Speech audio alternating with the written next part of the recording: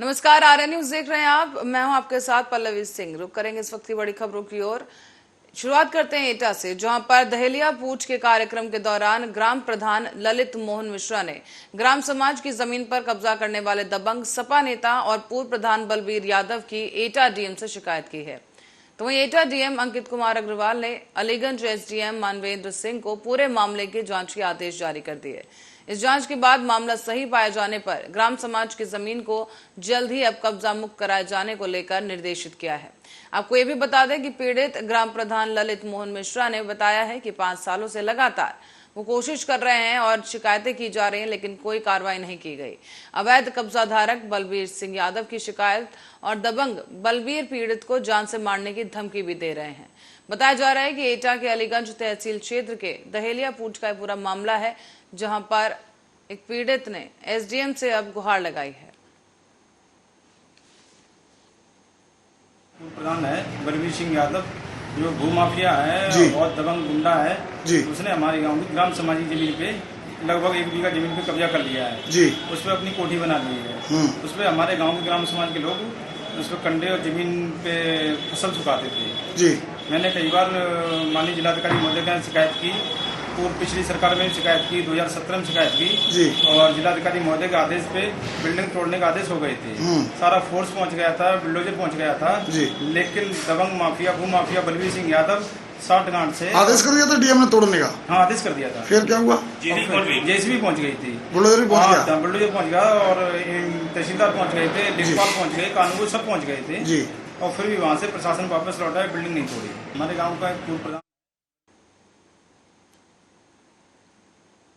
और अब बढ़ते अगली खबर की ओर। ताजनगरी आगरा के थाना इतामदौला में जनवरी महीने में गायब हुए राशिद के मामले में पुलिस को सफलता हाथ लगी है। यहाँ आपको बता दें कि 3 लोगों ने मिलकर राशिद नाम के इस शख्स की 5 जनवरी को केबल की तार से गला दबाकर हत्या कर दी थी और जान से मारने के बाद उसके शव को चंबल नदी में फेंक दिया गया। एसपी सिटी ने बताया है कि जनवरी के महीने में थाना इतामदौला में राशिद नाम के एक युवक की गुमशुदगी का मामला दर्ज किया गया था। इसका आज सफल अनावरण कर लिया गया है और इस मामले का खुलासा करते हुए 3 अभियुक्तों को पुलिस ने गिरफ्तार किया है।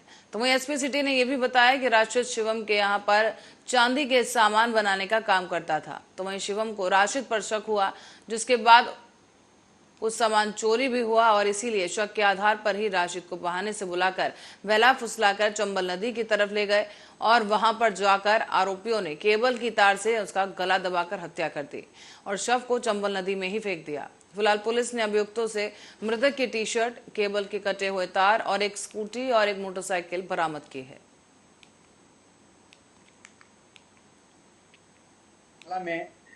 जनवरी के महीने में एक गुमशुदगी की सूचना मिली थी। उस पे पुलिस ने गुमशुदगी दर्ज करके नियमानुसार कार्रवाई कर रही थी और इसी दरमियान हमें कुछ ऐसे तथ्य मिले जिससे कि हमें ये पता चला कि वो लास्ट मोमेंट पे जब गायब होने के पहले किसके साथ था। उसके आधार पे हम लोगों ने उन लोगों की छानबीन शुरू की, उनसे पूछताछ किया गया। उसका कड़ी से कड़ी जोड़कर हम इस नतीजे पर पहुंचे कि जो व्यक्ति गायब है और उसकी मृत्यु हो चुकी है। और इस बात की पुष्टि के लिए हमने जो भी 3 व्यक्ति उसमें सम्मिलित। और रिश्तों का हुआ कत्ल और संपत्ति विवाद के चलते एक पोते ने ही बेरहमी से गला दबाकर अपनी दादी को मौत के घाट उतार दिया। मामला है खोराबार थाना क्षेत्र के ग्राम रामगढ़ उर्फ रजही का, जहां पर विगत 30 मई को रात को घर में सो रही 70 वर्षीय बुजुर्ग महिला की गला दबाकर हत्या कर दी गई। हालांकि बुजुर्ग महिला की हत्या के बाद क्षेत्र में सनसनी फैल गई और पुलिस ने जांच आगे बढ़ाई। बता दें आपको कि पुलिस ने अपनी जांच संपत्ति विवाद को लेकर आगे बढ़ा दी। इसी दौरान पुलिस जांच में सामने आया कि हत्या के करीब 5 दिन पहले राजवती देवी का विवाद हुआ था संपत्ति को लेकर और उसका विवाद पोते से हुआ था। तो वहीं पुलिस लाइन में सभागार में प्रेस वार्ता के दौरान पुलिस अधीक्षक नगर ने बताया है कि आरोपी को गिरफ्तार कर लिया गया है और पुलिस ने उसका मोबाइल फोन कब्जे में लेकर सीडीआर के माध्यम से इस घटना के समय फोन कॉल का रिकॉर्ड निकालकर पूरे मामले का खुलासा किया। बताया भी जा रहा है कि और भी लोग घटना में शामिल पाए जाएंगे तो उनकी भी गिरफ्तारी की जाएगी, जिसको लेकर अब आगे की कार्रवाई चल रही है। पुलिस ने आरोपी पोते राजू निषाद को गिरफ्तार कर लिया है और अब आगे की कार्रवाई की जा रही है। लगाने के लिए वरिष्ठ पुलिस अधीक्षक के निर्देशन में आज खोराबाद पुलिस द्वारा 30 मई की रात को एक गला घोंटकर 70 वर्षीय महिला की हत्या की गई थी। उस हत्या का सफल अनावरण आज खोराबाद पुलिस द्वारा किया गया है। इसमें महिला राजवंती देवी, उसके पोते राजू निषाद को खोराबाद पुलिस ने गिरफ्तार किया है। ये प्रॉपर्टी से संबंधित। बढ़ते अगली खबर की ओर। गोरखपुर से खबर सामने आई है, जहां पर गुलरिहा थाना क्षेत्र के बनगाई में गोली मारकर एक व्यक्ति की हत्या कर दी गई। इस हत्या के बाद से ही पुलिस ने मामला दर्ज कर आरोपियों की तलाश शुरू की। साथ ही इसी बीच घटना में शामिल 3 अभियुक्तों को गिरफ्तार कर उनकी निशानदेही पर घटना में इस्तेमाल की गई पिस्टल भी बरामद कर ली गई है। जांच में सामने आया है कि आरोपी ने ये पिस्तल गोरखपुर जिला मंडलीय कारागार में सजा काट रहे एक कैदी से 45,000 रुपए में खरीदी। पुलिस उसके ऊपर भी अब मुकदमा पंजीकृत कर आगे की कार्रवाई कर रही है। अपराधियों एवं अपराध पर अंकुश लगाने के लिए वरिष्ठ पुलिस अधीक्षक के निर्देशन में गुलरिया थाना में 3 जून की रात को एक व्यक्ति धनंजय की गोली मारकर हत्या की गई थी। उसका सफल अनावरण गुलरिया पुलिस द्वारा किया गया है। इसमें मृतक धनंजय को गोली मारने वाले व्यक्ति एवं 3 अन्य व्यक्ति जिसने असला सप्लाई किया था और जो मौके पर मौजूद थे मारपीट करने में भी, उन सबको पकड़कर पुलिस ने हत्या के मुकदमे। तो वहीं मथुरा में पानी को लेकर भरतपुर गेट पर महिलाओं ने जाम लगा दिया। दरअसल गर्मी अपने चरम पर है और उसी पर पानी की मार आदमी को अधमरा बना रही है। मंगलवार की यह घटना है, जहां पर पानी की समस्या को लेकर उपरला, पड़ोस, मछली मंडी और वाल्मीकि बस्ती मथुरा की वाल्मीकि महिलाओं ने दोपहर को गर्मी में भरतपुर के चौराहे पर जाम लगा दिया। नगर निगम कर्मचारियों और महापौर और पार्षद के खिलाफ नारेबाजी की गई और इस दौरान पानी की समस्या को दूर कराने के लिए मांग रखी गई। बताया जा रहा है कि इसी मांग के चलते जाम लगा दिया गया और जाम को देखकर भरतपुर गेट चौकी इंचार्ज विजय कुमार ने महिलाओं को समझा बुझाकर घर भेजा और उनकी समस्या को अधिकारियों तक पहुंचाने का आश्वासन दिया है, जिसके बाद बामुश्किल इन महिलाओं को घर भेजा गया और जाम खुलवाया गया है।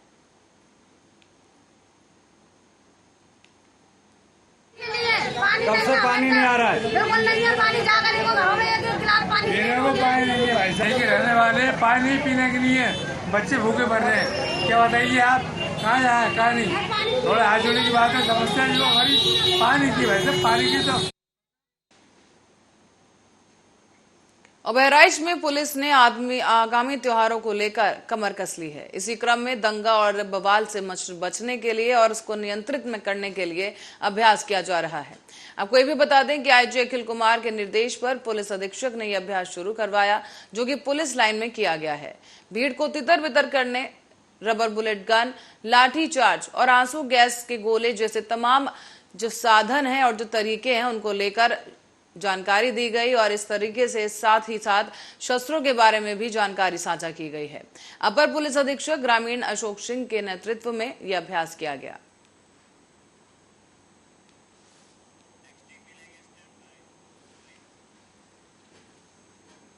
लखीमपुर खीरी में दलित युवक की मौत के मामले में यूपी कांग्रेस ने ट्वीट कर दोषियों पर कार्रवाई करने की मांग कही।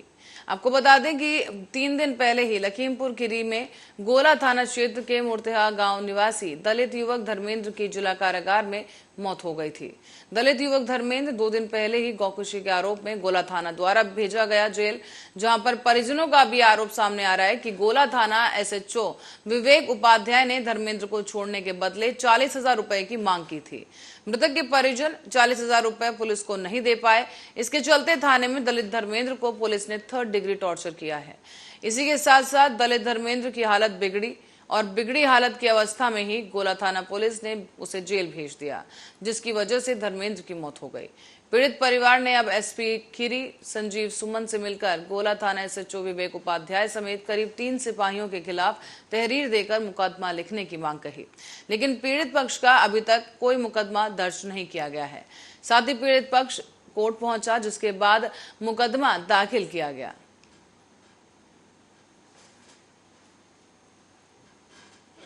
अंदर घुस गए सट्टा पकड़े रहन दोनों जने और उठाए नहीं, उनका पकड़ के बस मारने लगे। हम कहे बाबूजी काहे मार दो हो, मैंने कौन नहीं मारे, हम बक्सन लड़ी गए रहन। तो हम कहे नहीं साला, हम कहे काहे लेगा तुम, कर लिया काहे जात, कहीं इनको साहब ने बुलाया है बड़ी जांच करने के लिए। तो विवेक और क्या नाम उनका है? विवेक कुछ नाम है, वो अध्याय, विवेक अध्याय बुलाया है जांच करने के लिए। हमारे क्या खूब मार पीटन जाए हम लोग, हम देवर। और उत्तर प्रदेश के गाजियाबाद जिले के मंकी पॉक्स के संदिग्ध मामले में रिपोर्ट नेगेटिव आई है। दरअसल ये सैंपल पुणे में भेजा गया था, जहां पुणे में स्थित ICMR में नेशनल इंस्टीट्यूट ऑफ वायरोलॉजी को परीक्षण के लिए भेजा गया था। और बता दें कि गाजियाबाद में मंकी पॉक्स के लक्षण जैसी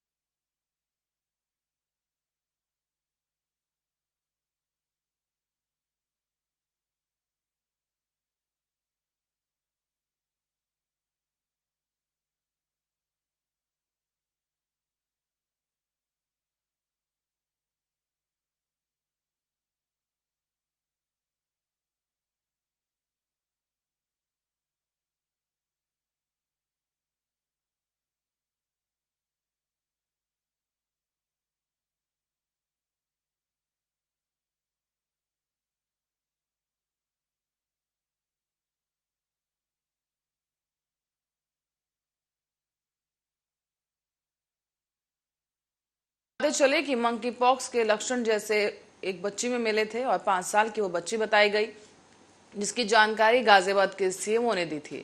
और गाजियाबाद के CMO ने बताया था कि 5 साल की इस बच्ची के शरीर पर खुजली और रैशेस होने की शिकायत मिली है।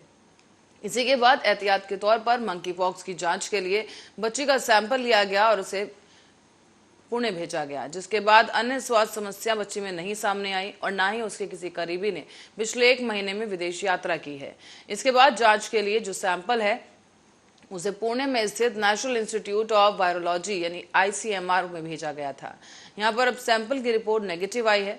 और आपको ये भी बता दें कि दुनिया के कई देशों में मंकी पॉक्स के मामले बढ़ते जा रहे हैं। इसी को देखते हुए केंद्रीय स्वास्थ्य मंत्रालय ने राज्यों को दिशा निर्देश जारी कर दिए।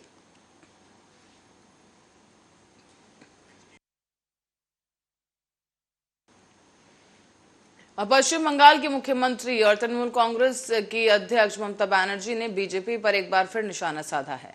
उन्होंने कहा कि मैं अपनी जान दे दूंगी लेकिन बीजेपी को बंगाल को बांटने नहीं दूंगी। उन्होंने आगे ये भी कहा कि आप मुझे धमका सकते हैं, मेरे सीने पर बंदूक रख सकते हैं और फिर भी मैं एकजुट बंगाल के लिए लड़ाई जारी रखूंगी। दरअसल बीजेपी के कुछ नेताओं ने पश्चिम बंगाल से अलग राज्य बनाने की मांग की है। इस दौरान ममता बनर्जी ने तीखी प्रतिक्रिया दी और ममता बनर्जी ने बीजेपी पर 2024 के लोकसभा चुनाव से पहले राज्य में अलगाववाद को बढ़ावा देने की कोशिश करने का आरोप लगाते हुए कहा कि उत्तर बंगाल में सभी समुदाय के लोग दशकों से एक दूसरे के साथ मिलकर रह रहे हैं, लेकिन बीजेपी के लोगों को बांटने की कोशिश बीजेपी कर रही है। साथ ही ये भी कहा गया कि पार्टी की एक बैठक को संबोधित करते हुए ममता बनर्जी ने कहा कि बीजेपी कभी गोरखालैंड की मांग कर रही है और कभी अलग उत्तर बंगाल की मांग कर रही है।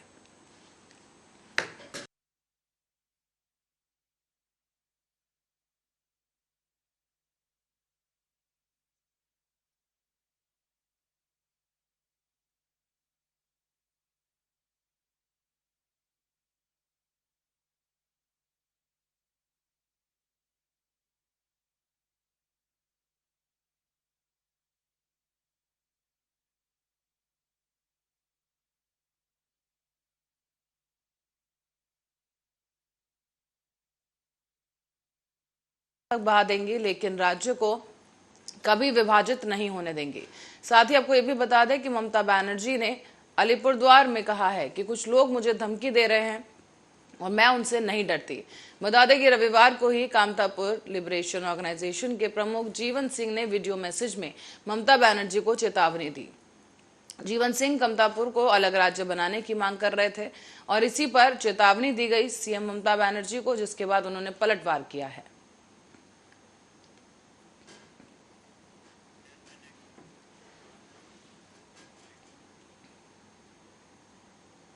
तो वहीं कर्नाटक में हिजाब पहनने का एक मामला खत्म हुआ तो दूसरा शुरू हो गया। दरअसल आपको बता दें, कर्नाटक में हिजाब को लेकर विवाद थमने का नाम नहीं ले रहा है। इसी बीच मामले में हाईकोर्ट का फैसला देने के बाद भी मुस्लिम छात्राएं इसे मानने के लिए तैयार नहीं। और अब उप्पिनगड़ी में ये मामला सामने आया है, जहां पर उप्पिनगड़ी गवर्नमेंट फर्स्ट ग्रेड कॉलेज के प्रबंधन ने पिछले हफ्ते ही कक्षाओं के अंदर हिजाब पहनने की अनुमति की मांग को लेकर विरोध प्रदर्शन करने वाली 30 छात्राओं को निलंबित कर दिया था। इस बीच पुतूर के भाजपा विधायक और कॉलेज के सीडीसी अध्यक्ष संजीव मांतदूर ने मंगलवार को बताया है कि हिजाब पहनने को लेकर इन तमाम छात्राओं ने प्रदर्शन किया था, इसीलिए उन्हें सस्पेंड कर दिया गया है। सूत्रों के अनुसार पिछले सप्ताह ही दक्षिण कन्नड़ के जिले में पुतूर तालुक में स्थित एक कॉलेज में छात्राएं हिजाब पहनकर आईं और कक्षा में हिजाब पहनने की अनुमति की मांग को लेकर विरोध प्रदर्शन किया गया। सीडीसी ने सोमवार को भी एक बैठक की और इस दौरान उन्हें निलंबित कर दिया गया। पैनल ने पहले 7 छात्राओं को हिजाब के साथ कॉलेज आने पर सस्पेंड किया। और आपको ये भी बता दें कि कर्नाटक में हिजाब को लेकर विरोध प्रदर्शन इस साल जनवरी और फरवरी के महीने के बीच में हुआ था, जब राज्य में उडुपी जिले में सरकारी लड़कियों का जो कॉलेज है, वहां पर कुछ छात्राओं ने आरोप लगाया कि उन्हें हिजाब पहनने के कारण कक्षाओं में आने से रोक दिया गया। विरोध प्रदर्शन के दौरान कुछ छात्राओं का दावा यह भी था कि हिजाब पहनने के लिए कॉलेज में प्रवेश से वंचित कर दिया गया था और स्थिति को नियंत्रण में करने के लिए सरकार ने फरवरी में ही कर्नाटक में 1 सप्ताह के लिए स्कूल और कॉलेज बंद कर दिए थे। हिजाब विरोध जल्द ही अन्य राज्यों में भी फैल गया, जिसके बाद ये मामला कर्नाटक में उच्च न्यायालय में चला गया।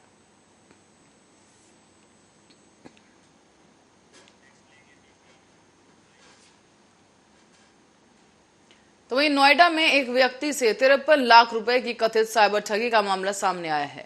थाना साइबर अपराध की प्रभारी निरीक्षक रीता यादव ने बताया कि सेक्टर 137 में रहने वाले हितेश रावत ने इस संबंध में शिकायत दर्ज करवाई है। साथ ही आपको ये भी बता दें कि रावत ने कहा कि उनसे शेयर बाजार में निवेश के लिए एक वेबसाइट पर ट्रेडिंग खाता खोला गया था और उसने आरोप लगाया कि कुछ लोगों ने स्वयं को निवेश विश्लेषक बताकर उनसे संपर्क किया और अलग अलग 7 खातों में कुल 53 लाख रुपए डलवा लिए। यादव ने यह भी बताया कि पुलिस मामले की जांच कर रही है और इससे पहले एक मामले में हाल ही में पुलिस ने असम राइफल्स की एक महिला कांस्टेबल से 60 लाख रुपए की ठगी करने के आरोप में नाइजीरिया के एक नागरिक को गिरफ्तार किया।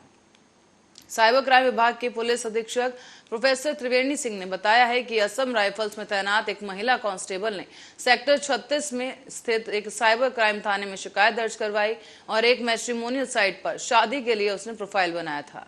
उसके बाद एक व्यक्ति ने उसे फोन किया और खुद को भारतीय मूल का कनाडाई नागरिक बताकर उसके सामने शादी का प्रस्ताव रखा। पुलिस अधिकारी ने यह भी बताया है कि शिकायत के अनुसार कांस्टेबल और उस युवक की बातचीत होने लगी और इसके बाद दोनों शादी के लिए तैयार हुए। इस दौरान 3 महीने के बाद युवक ने महिला से अलग अलग बहाने बनाकर करीब 60 लाख रुपए ऐंठ लिए हैं। उन्होंने ये भी बताया कि इस घटना की जांच कर रही साइबर क्राइम थाने के प्रभारी रीता यादव, उप निरीक्षक शैलेंद्र प्रताप सिंह इस पूरे मामले को लेकर अब इस नाइजीरियाई व्यक्ति को गिरफ्तार कर चुके हैं।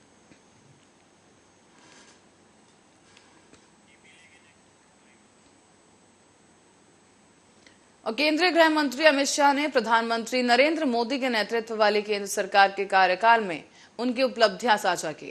उन्होंने कहा है कि मोदी सरकार के कार्यकाल में वामपंथी उग्रवाद से प्रभावित जिलों की संख्या में 70% की कमी आई है। राष्ट्रीय जनजातीय अनुसंधान संसाधन में उद्घाटन करने के दौरान अमित शाह ने अपने संबोधन में यह भी कहा कि पूर्वोत्तर में 66% से अधिक क्षेत्र से सशस्त्र बल विशेषाधिकार अधिनियम अफ्स्पा को हटा लिया गया है। और केंद्रीय गृह मंत्री ने कहा कि पूर्वोत्तर और देश के वामपंथी उग्रवाद से प्रभावित हुए क्षेत्र जनजातीय बहुत हैं और वहां विकास के लिए सुरक्षा सबसे बड़ी जरूरत है। गृह मंत्री अमित शाह ने यह भी कहा कि कांग्रेस जब शासन में थी तब 8 साल में पूर्वोत्तर के राज्यों में 8,700 अप्रिय घटनाएं हुई थी, जबकि मोदी सरकार में ये घटकर 1,700 रह गई हैं। उन्होंने ये भी बताया कि कांग्रेस के शासनकाल में पूर्वोत्तर में 304 सुरक्षा कर्मियों ने अपनी जान गंवाई, जबकि मोदी सरकार में यह संख्या सिर्फ 87 रह गई है। शाह ने यह भी कहा कि देश में योजना आयोग, जो अब नीति आयोग हो गया है, भारतीय जीवन बीमा निगम और भारतीय हैवी इलेक्ट्रॉनिकल्स लिमिटेड ने देश की प्रगति में अहम योगदान दिया है। उन्होंने ये भी जानकारी दी कि ठीक इसी तरह से अब राष्ट्रीय जनजातीय अनुसंधान संस्थान देश के जनजातीय समुदाय के विकास में प्रमुख भूमिका निभाएगा।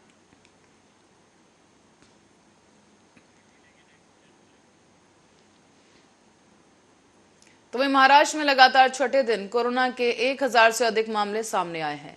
इन मामलों में 133.5% की वृद्धि दर्ज की गई। इसके साथ ही महाराष्ट्र सरकार ने मास्क लगाने की अपील शुरू कर दी है। हालांकि पिछले हफ्ते ही राज्य टास्क फोर्स ने सिफारिश की थी कि मास्क को फिर से अनिवार्य किया जाए। हालांकि आधिकारिक तौर पर राज्य सरकार इसे अभी तक चौथी लहर कहने को तैयार नहीं। वहीं महाराष्ट्र की शिक्षा मंत्री वर्षा गायकवाड़ ने कहा है कि प्रदेश में हर संभव सावधानी के साथ साथ 15 जून से स्कूल दोबारा खोले जाएंगे। गायकवाड़ ने यह भी कहा कि कोरोना वायरस महामारी के कारण पहली और दूसरी कक्षा के विद्यार्थी पिछले 2 सालों से स्कूल नहीं गए। ऐसे में मंत्री ने कहा है कि स्कूल 15 जून से सभी आवश्यक सावधानियों के साथ खोले जाएंगे।